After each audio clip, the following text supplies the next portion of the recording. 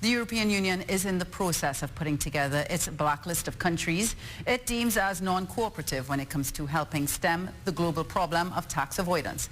Now, Cayman Islands leaders are fresh off a trip to both across the pond and straight up north, where they laid out Cayman's regulatory framework when it comes to dealing with such issues. But is that enough? Joining me now to discuss this is the Cayman Islands Stock Exchange Chairman, Attorney Anthony Travers. How are you this evening? Good to see you back.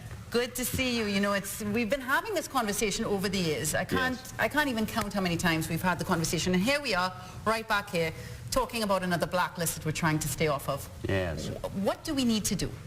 I think it's extraordinarily difficult. I think there is probably a naivety in Cayman about the real intention of these initiatives. The real intention of these initiatives is that Cayman should not be in existence. They are arbitrary, they are discriminatory. You mentioned there in your intro about non-compliance with international standards. We know for a fact Cayman complies with all recognized international standards at the moment. So it's really not about international standards. It's about engineering a series of governance and compliance mechanisms which we are going to find it extremely difficult to comply with. Do you think, though, that this roadshow that the government just came off of will help? I don't know. I mean, I can't comment on what they said, but what we do know is that no roadshow in the past has assisted. And so what do we need to do, in your opinion?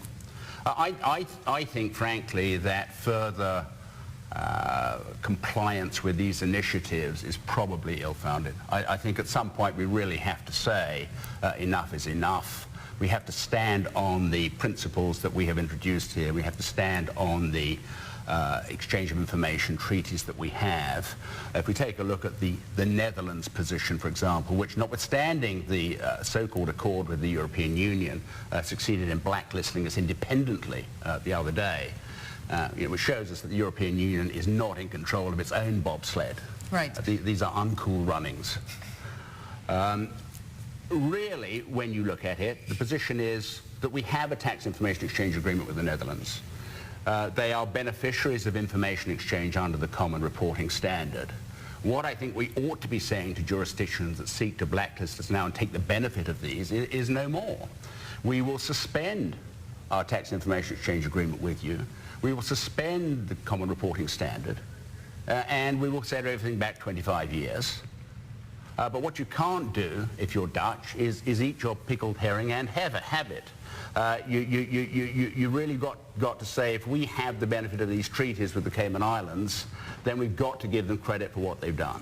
Now, you call it uncool runnings, but if we do as you say and, put our foot down and say we're going to pull back our agreements, is that not going to hurt our industry? And you talked about a 25-year hit. What will that do to our economy? We don't even know at the moment that the legislation we've passed here will prevent us from being on the EU blacklist. If the worst the Netherlands can do is blacklist us, how bad would it actually be? And you need to step back, Tammy, and say, well, wait a minute, only 8% of our business comes from the European Union at the moment. And that 8%, I can tell you for various reasons I won't bore you with now, but you can take it from me, will necessarily go down to 0% over the next 5 years. So you're really dealing with a group of countries with which from which we obtain very, very little benefit. So you're basically saying call them on their bluff? If they turn around and blacklist us, then absolutely, because what have we got to lose? We're certainly in no worse position than we are currently. And the Netherlands, I think, has given us an example of how arbitrary and discriminatory these processes can be. And talking about the blacklist, there seems to be a leaking of who might actually be on that blacklist. The International Investment publication put out an article today, and they're saying that they have an idea of who's going to be on this. Interestingly, Cayman's name is not there, but it has said that an EU source has told Reuters that Saudi Arabia is on the list, Iran, Iraq, Syria, Afghanistan, Yemen, North Korea, US Virgin Islands, which is a little close to home. What do you think? If you were a betting man, I think if the European Union are smart, they will not put us on the blacklist, because they have introduced here, or succeeded in having us introduce here, legislation which in effect can achieve their goals over the longer term. which will not be positive for us. So I think what the EU will probably do is play the long game here. And so, next steps for us? Well, I think the steps have already been taken here. We've passed the legislation. We don't know it's going to keep us off the blacklist. I mean, that's the first point. The second point is we don't know what expenditure each within scope entity is going to have to pay to meet the economic substance test. That's never been made clear as yet. So we can't advise clients what the real cost of this initiative may be.